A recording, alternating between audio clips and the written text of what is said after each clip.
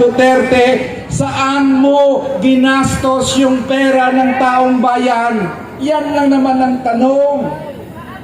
Dismayado ang taong bayan dahil ito na nga lang ang pinakahuling accountability mechanism. Alam nyo mga impeachable officials, Diyos yan sila. Diyos, bakit? Di katulad ng ordinaryong government employees na pwedeng kasuhan anumang araw.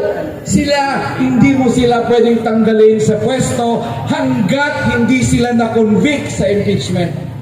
Kaya namimihasa ang mga impeachable officials na yan dahil alam nila magnakaw mo kami na magnakaw, mahirap kaming tanggalin sa pwesto.